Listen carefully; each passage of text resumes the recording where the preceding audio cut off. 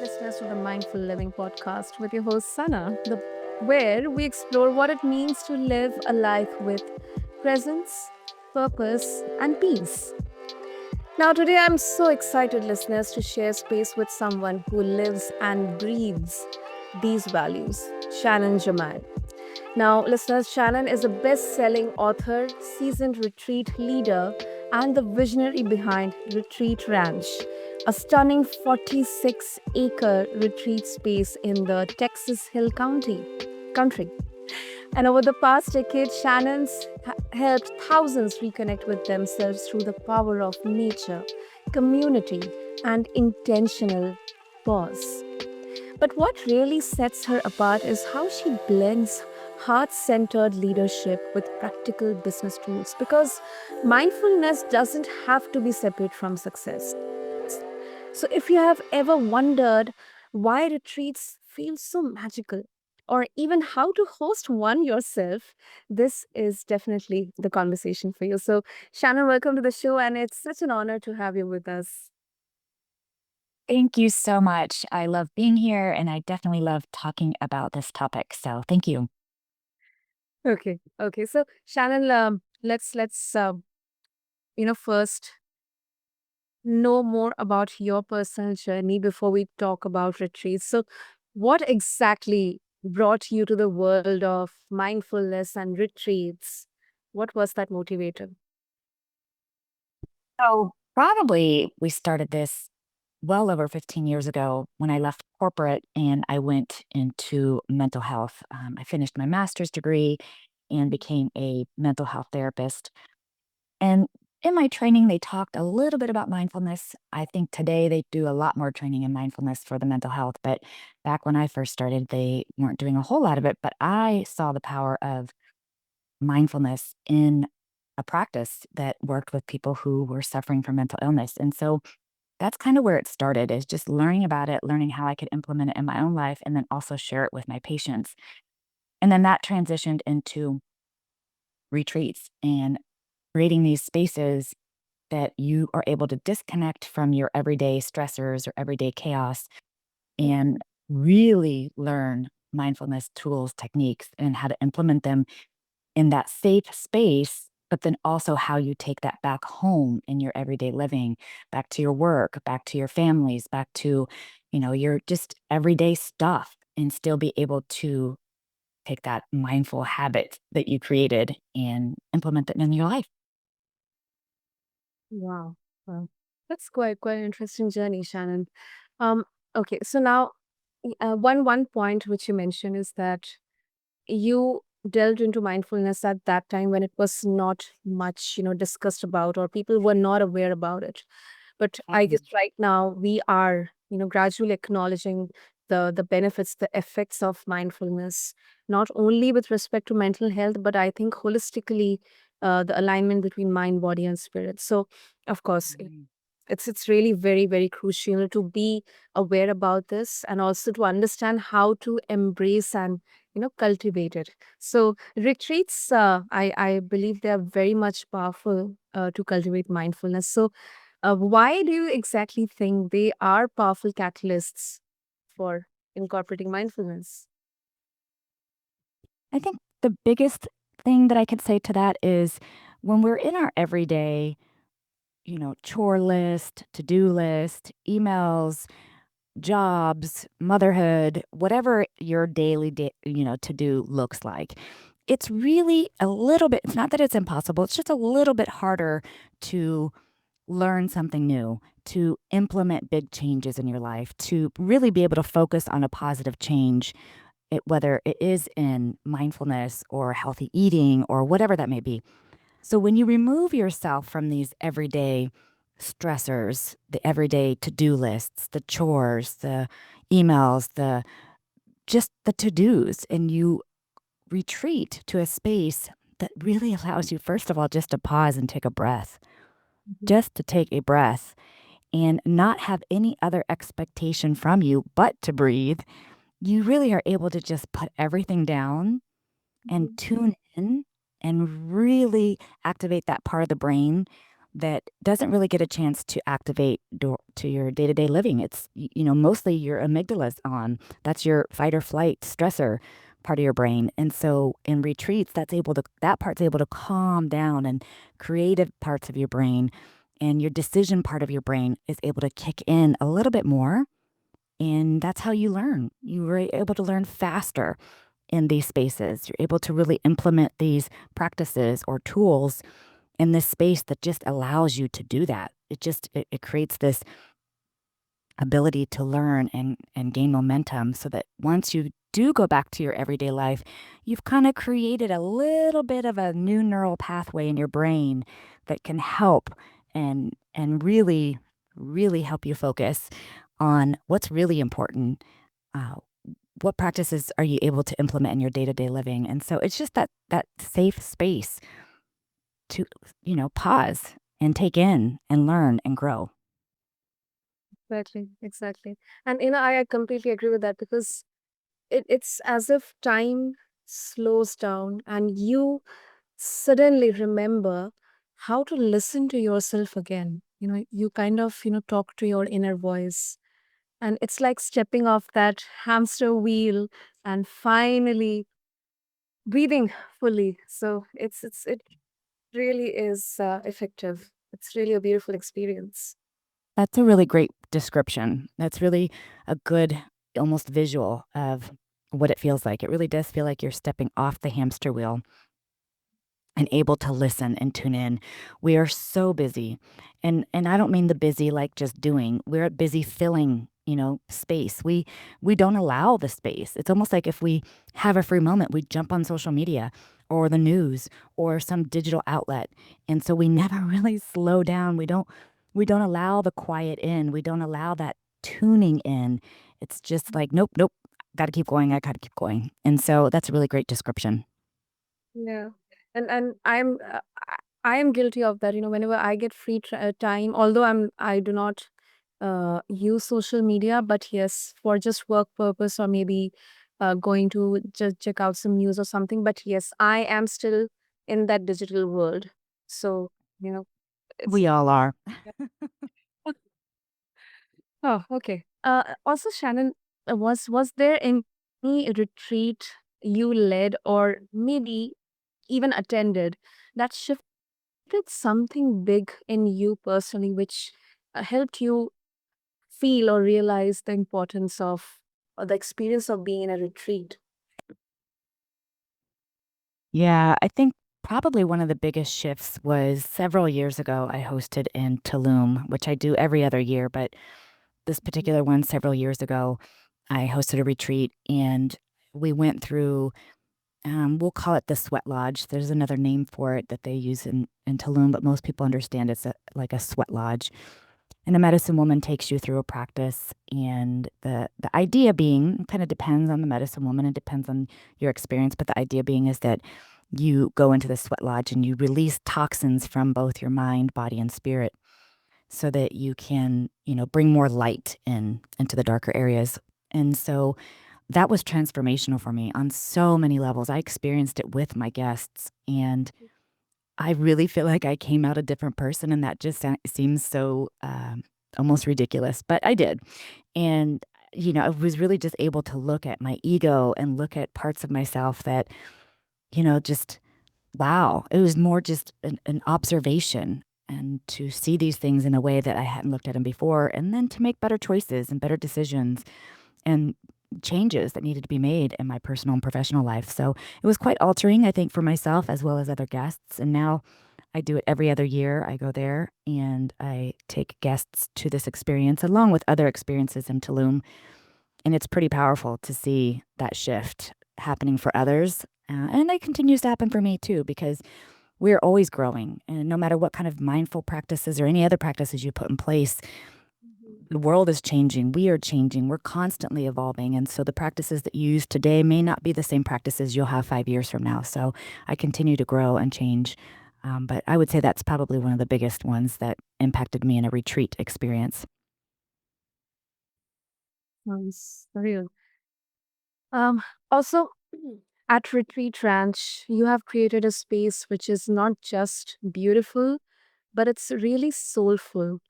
So, what are some non obvious elements that make a retreat space mindfulness friendly? Ooh, I think that really depends on what you are trying to create, whoever owns or cultivates the space. I know for me, I really wanted this space to be very nature forward as a human species, but especially probably America, though I think it affects many, many countries. We are so disconnected from nature. And I mean, we are in buildings all day. We're in office buildings. We're on computers. We're just inside, locked away in a box for more hours than is really safe and good for us. And so, I created this space so that you are immersed in nature and that nature is part of the process. And on top of that, we have these animal experiences that contribute to that. And so I just really wanted people to connect to their roots of who we are and what we need as a species and using spaces and animal partners and nature to help facilitate that. That's such a good point you mentioned. Closeness with nature, the sense of oneness with nature, animals, and also you know some of the retreats they often feel like conferences in disguise. So, um, do you think people underestimate the power of just stillness or just silence or even like structure doing nothing, or it's completely scheduled or not as per scheduled? I mean, how exactly does it work? So first, I think there's two things there. The first thing is our retreats that we host. Keep in mind, other hosts come here from all around the world and host at our retreat center. So it's not just our retreats, but the retreats that we host has a combination of structured and free time, or processing time, downtime, but everything's optional. So if someone comes here and they're like, I don't want to go to yoga, or I don't want to go to that meditation class, or I don't want to go to the sound bath or whatever because they need something else, then we ask them to honor that. So that's the first thing. The second thing is you mentioned that it seems like people are either resistant to the stillness, the quiet, the pause, that it's almost like, if I'm being honest, I think they're afraid of it. They're afraid of what they're going to hear when they're still. Sometimes in the stillness, the fear comes up, the anxiety comes up, the sadness comes up, the anger comes up. And so the stillness can just seem scary. And, that's why I think there is a lot of resistance to it. And that's one thing. And then the other part of that resistance is they've not really done it and they don't think there's value in it because, especially in American culture, but I think around the world, busyness is seen as a good thing and anything else is lazy. And so it's this whole, well, if I'm still, then I'm lazy. And it doesn't do me any good anyway. And I'm afraid because when I'm still, all this stuff comes up. So you can see why there's so much resistance to being still. Hmm. I couldn't agree more with that. That is once again such an important point to note. That there's often a lot of misconception around being quiet or just sitting still. Okay, and now let's talk about retreat leadership, Shannon. So how do you guide participants toward mindfulness, especially those who are brand new to this or they may be a little skeptical? That's a good question. The first thing that I ask for people when they show up and they're really just, very hesitant or, like we said, resistant to mindfulness is just to have an open heart and an open mind. We take it bite sized. We're not going to sit in silence for 30 minutes in their first session or introduction into mindfulness. It's really just, it can even be what I call a mindful minute. It's just 1 minute of being aware of what's around you and what you're feeling and seeing and tasting and smelling. And so, it's little teeny introductions in these retreats. It's giving them small pieces that they can connect to. Some people might find mindfulness in art, and we have lots of art workshops. Some people find it in music and dance. Some people find it in meditation and breath work. Some people find it, in nature and walking. There's just so many different ways that we can approach it. And so I like to give them little bite sized pieces, little introductions, because what resonates for one person may not resonate for someone else. And so to assume there is a one size fits all in this realm is to me a big mistake. And so we just like to introduce them to little bite sized pieces and see which one resonates. And then whichever one resonates, let's take that one a little deeper. Mm, yeah, makes sense. Makes sense. And I have also, and this is, I guess, I have noticed this, that sometimes the ones with the most resistance at the first, they end up having the biggest breakthroughs. But then there are also critics who say that mindfulness can it can't be taught in a short period of time, maybe in a weekend or in even a week. So what's your take on that? I love both of these questions. The first is absolutely have I seen that the person who shows up with the most resistance could be the one that has the biggest breakthrough. I think I've seen that more often than not. Of course, I've also seen people who show up with a lot of resistance and they leave with a lot of resistance, but we've planted seeds and they come back to us a year later, 2 years later, 5 years later, saying, what you taught me or what I learned at that retreat I didn't think was something I would ever be able to use. And yet now today I use it, or I think of you, or I've started this, or whatever. And so it's just a matter of planting seeds, even to the most resistant person. So that's the first thing. And then I know there was a second Mhm. question in there, and my brain went somewhere else. So what was the Yeah, second part of that question? uh, I'll just repeat it for you. So there are critics who say that mindfulness it cannot be taught in a weekend or maybe in a short period of time. So what's your take on that? Yes. I think they go hand in hand with what I just said, which is I don't think you can become a master. And to be quite honest with you, I don't know if any of us are ever a master of anything. It's a continuous growing process. But I don't think that in 1 day or 2 days you would become a master of any one thing necessarily. However, I do think that it's a great time to learn and start your process and really hone in on what it feels like, what resonates with you, seeing the value and the benefit of it. Because once someone understands and feels the value and benefit, even in a small, short introduction, that gives them the Mm, appetite and the desire to then dig further into it, to create a practice with it, because that's really what it is, right? I mean, we're practicing tools each and every day, and that grows and changes as we do, but it's a practice. So it's not even about becoming a master of anything. It's about developing your practice and what does that look like? And everybody has to start somewhere. mm, mm. And I'll just share the next question is kind of a bit personal, not exactly personal, but I can relate it with some of the moments in my life. So you mentioned about other channels like music, art, dance. So sometimes when we listen to any song and we are completely focused on that song, it can kind of open the gates, the emotional gates inside us. We may cry or we may get into nostalgia, and that can bring up a bit of discomfort. So I guess mindfulness isn't just about peace or stillness, it can also stir up some discomfort within you. So how do you create safe spaces for people to sit with that, especially in a group setting?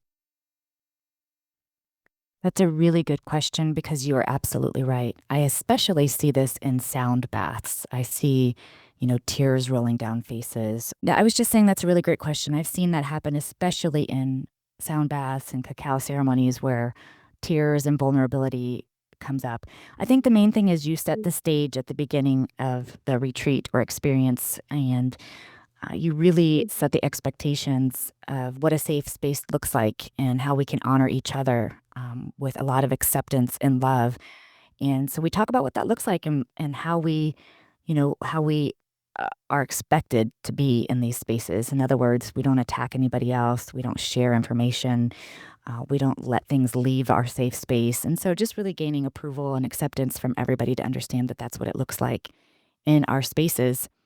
And you kind of set that tone, to be honest with you, right at the point of registration. It should be very well known what the expectations are of your guests and the participants when it comes to these types of things, because people do open up and they share and they're being really vulnerable, and that's very scary. And so to have them hurt in the process because someone didn't honor that safe space would be really detrimental. And so it's a matter of just setting those expectations and having those conversations right from the start.